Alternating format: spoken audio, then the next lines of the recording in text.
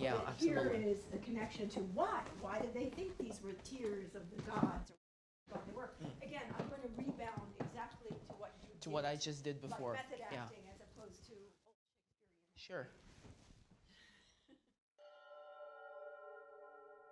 It's a very interesting subject of what makes emeralds so beautiful and why a precious emerald from one particular place is seen as so valuable.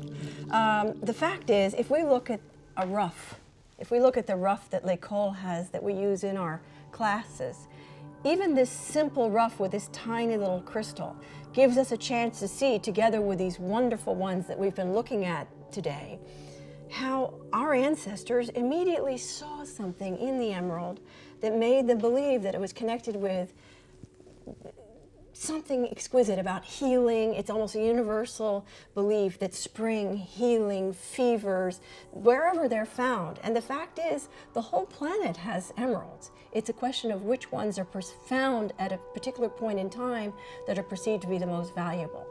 There's a legend that's waxed and waned throughout the centuries about Cleopatra's mines, the mines of Egypt. For a while, it was debunked, and people believed there never had been Cleopatra's mines or the mines of ancient Egypt.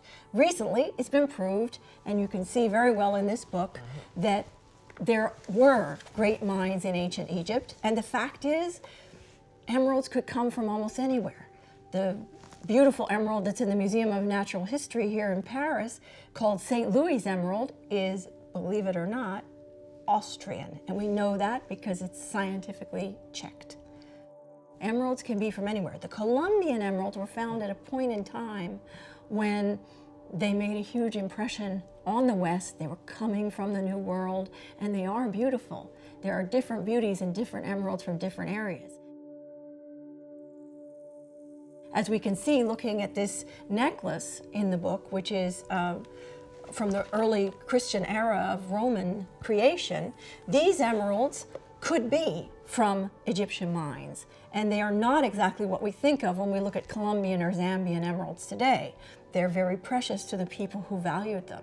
And as you can see from this portrait, this encaustic portrait that is on the top of a mummy's coffin in the Louvre Museum, that its exquisite, touching nature in the way in which the necklace is put around the neck of the deceased girl that looks just like the necklace that's in the British Museum, you get a sense of how and why emeralds were precious throughout the centuries to people.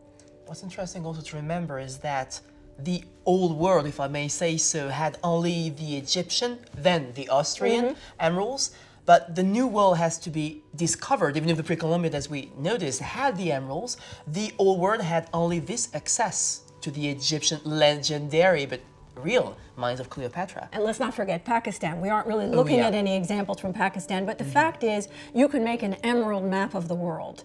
And in Francois Farge's film that's on our To Go Further series, he goes into it in great detail with Virginie David, the gemologist. But today, we're really picking out some salient stories that bring to life certain dramatic and entertaining facts about the emerald. And makes us travel because the emerald is a traveling keystone. Even in America, they've been found. They've been found everywhere. Absolutely.